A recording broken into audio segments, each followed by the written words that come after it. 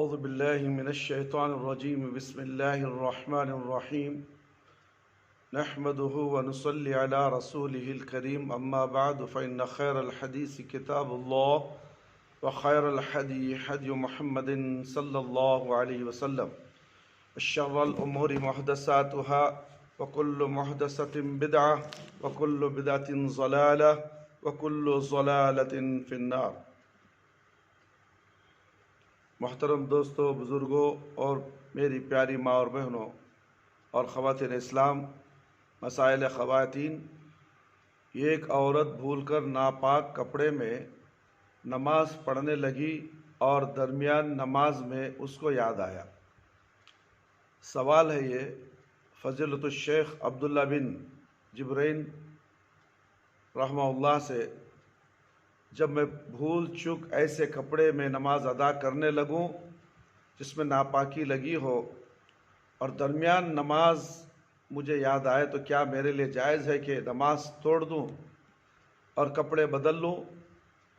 اور وہ کون کون سے مواقع ہیں جن میں نماز توڑی جا سکتی ہے؟ براہ کرام مجھے قرآن و سنت سے جواب دیں۔ اس کا جواب یہ ہے، جس کسی نے اس حال میں نماز ادا کی کہ نجاست اس کے کپڑے یا جسم میں تھی اور وہ اس کو جانتا تھا تو اس کی نماز باطل ہے۔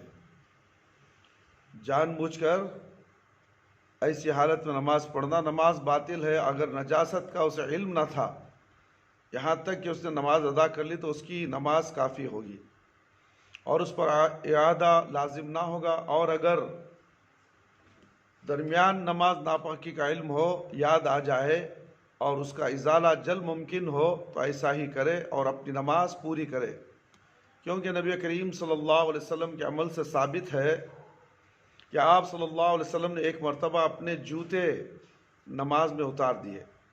جب جبرائیل علیہ السلام نے آپ صلی اللہ علیہ وسلم کو خبر دی کہ ان میں گندگی لگی ہوئی ہے اور آپ صلی اللہ علیہ وسلم کی نماز کا اول حصہ باطل نہ ہوا، اسی طرح اگر کسی کے امامہ میں گندگی لگی ہو اور جلدی سے اس کو اتار دے تو پڑھی ہوئی نماز پر بنا ڈالے گا، یعنی نماز باقی رہے گی، نماز میں باقی رہے گا اور باقی حصہ مکمل کرے گا۔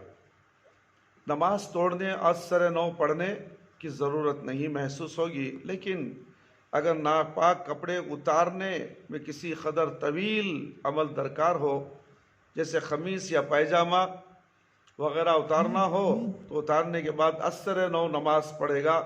اسی طرح اگر آدمی کو یاد آئے کہ وہ محدث ناپاک اور بے وضو ہے یا نماز میں حدث لائق ہو گیا، ہنس دیا، اس قسم کی کوئی دوسری حرکت جو نماز کے بطلان کا سبب بنتی ہے کر گزرے تو وہ نماز توڑ دے گا، پھر سے نماز شروع کرے گا۔ فتاوی المرأہ۔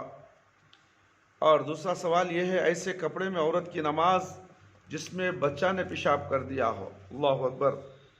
افتاء کی دائمی کمیٹی سوال کیا گیا ہے، ہوائی جہاز سے سفر کے دوران عورت کے کپڑے میں اس کے بچے کا پیشاب، اس کے بچے کی وجہ سے نجاست لگ گئی اور عورت اپنے کپڑوں کو بدلنے پر قادر نہیں ہوتی کیونکہ اس کے کپڑے ہوائی جہاز کے مخازن یعنی کہ لگیج میں ہوتے ہیں، تو کیا وہ اپنے ناپاک کپڑوں میں نماز ادا کر سکتی ہے؟ انشاءاللہ اس کا جواب دیا جائے گا، یا زمین پر اترنے اور کپڑے تبدیل کرنے تک انتظار کرے پھر نماز ادا کرے، خاص کر جب کہ اسے یقین ہو کہ وہ نماز کا وقت گزر جانے کے بعد ہی زمین پر اترے گی۔ تو اس سوال کا جواب یہ ہے، عورت پر نماز کے وقت میں ہی نماز پڑھنا واجب ہے۔ اول وقت میں نماز پڑھنے کا ہے، جب نماز کا وقت آ جائے تو نماز پڑھنا ضروری ہے، نماز کو تاخیر نہیں کی جا سکتی، اگرچہ اس کے کپڑے ناپاک ہوں، کیونکہ وہ ناپاکی کو دھونے یا کپڑے بدلنے سے معذور ہے، اس پر نماز کا پلٹنا واجب نہیں ہے۔ اللہ رب العالمین کا فرمان ہے، فَاتَّقُوا اللَّهَ مَا اسْتَطَعْتُمْ، سورہ تغابن آیت نمبر 16۔ اللہ تعالیٰ سے طاقت بھر ڈرو، اور نبی کریم صلی اللہ علیہ وسلم کا ارشاد گرامی ہے، اذا امرتکم بامری فأتوا منہ ما استطعتم وما نہیتکم عنہ فانتہوا، متفق علیہ۔ جب میں تمہیں کسی امر کے بجا لانے کا حکم کروں تو اس کو طاقت پر بجا لاؤ، اگر کسی چیز سے منع کروں تو اسے مکمل طور پر باز رہو۔ فتاوی للجنۃ الدائمہ۔ مردوں کی موجودگی میں عورت کی نماز تک کی دائی کمیٹی سے دریافت کیا گیا ہے کہ جب عورت کے پاس بہت سے اجنبی مرد ہوں، مثلا مسجد حرام میں، تو کس طرح نماز ادا کرے گی؟ اسی طرح دوران سفر جبکہ راستے میں کوئی ایسی مسجد نہ ہو جس میں عورت کا مصلی الگ ہو تو کیا حکم ہے؟ اس کا جواب یہ ہے، عورت پر نماز میں اپنے پورے بدن کا سوائے چہرے اور ہتھیلیوں کے چھپانا واجب ہے، لیکن جب وہ اجنبی مردوں کی موجودگی میں باعث طور پر نماز پڑھے گی، لوگ اس کو دیکھ رہے ہیں، تو پورا بدن بشمول چہرہ اور ہتھیلیاں چھپانا واجب ہے۔ فتاوی للجنۃ الدائمہ۔ نماز میں دونوں ہتھیلیوں اور خدموں کے چھپانے کا کیا حکم ہے؟ فضیلت الشیخ عبداللہ فوزان رحمہ اللہ نے نماز میں ہتھیلیوں اور خدموں کے چھپانے سے متعلق فرمایا، شیخ الاسلام ابن تیمیہ رحمہ اللہ علیہ نے ذکر کیا ہے کہ ان دونوں کا چھپانا نماز میں لازم نہیں، کیونکہ یہ دونوں پردے میں داخل نہیں ہیں۔ الانصاف نامی کتاب میں اسی قول کو درست کہا گیا ہے۔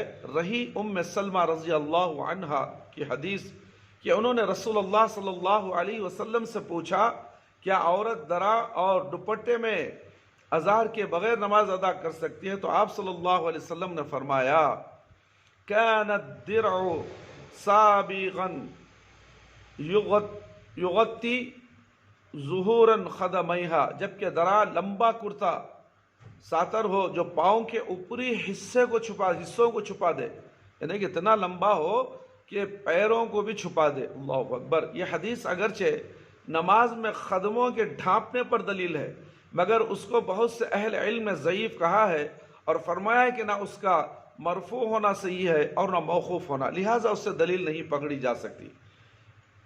خواتین اسلام، لہذا عورت کو نماز میں اپنے ہاتھوں، ہتھیلیوں اور خدموں کو چھپانے کا حکم دینا، جبکہ اس کے پاس اجنبی نہ ہو، محتاج دلیل ہے۔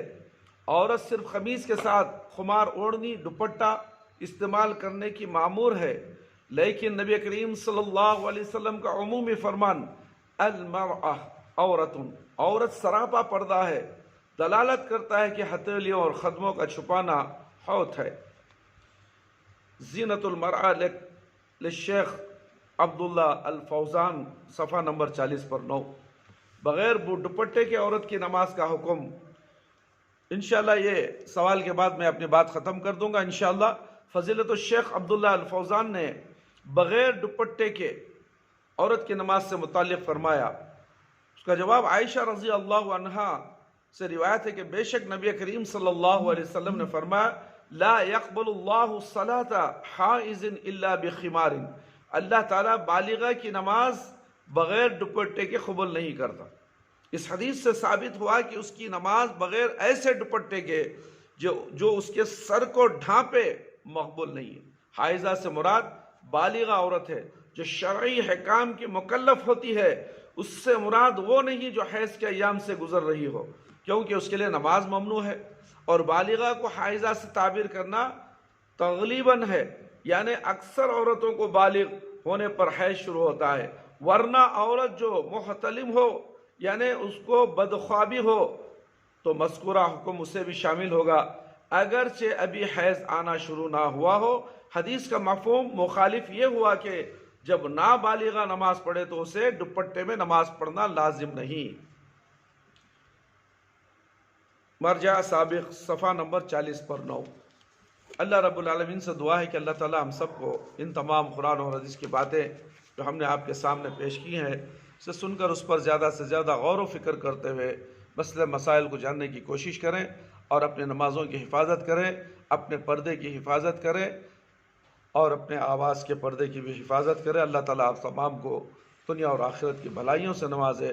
آمین یا رب العالمین۔ ہر بیماری، ہر پریشانی سے، ہر مضر بیماری سے اللہ تعالیٰ ہم تمام مسلمانوں کو، خواتین اسلام کو، بچوں کو، مرد حضرات کو بھی کرونا جیسی خطرناک بیماری سے اللہ تعالیٰ سب کو صحت یاب کرے، اور جسے بیماری نہیں ہے اللہ تعالیٰ اسے حفاظت فرمائے، اور جو بیمار ہیں اللہ تعالیٰ ان کو شفا کل شفا عاجلہ شفا کاملہ عطا فرمائے۔ جو کرونا سے انتقال ہو چکے ہیں اللہ تعالیٰ ان کے درجات بلند کرے اور ان کو جنت الفردوس میں اعلیٰ سے اعلیٰ مقام جگہ عطا فرمائے، آمین یا رب العالمین۔ تقبل اللہ منا ومن ربنا تقبل منا انك انت السميع العليم وتب علينا انك انت التواب الرحيم سبحان ربك رب العزة عما يصفون والسلام على المرسلين والحمد لله رب العالمين يا حي يا قيوم برحمتك استغيث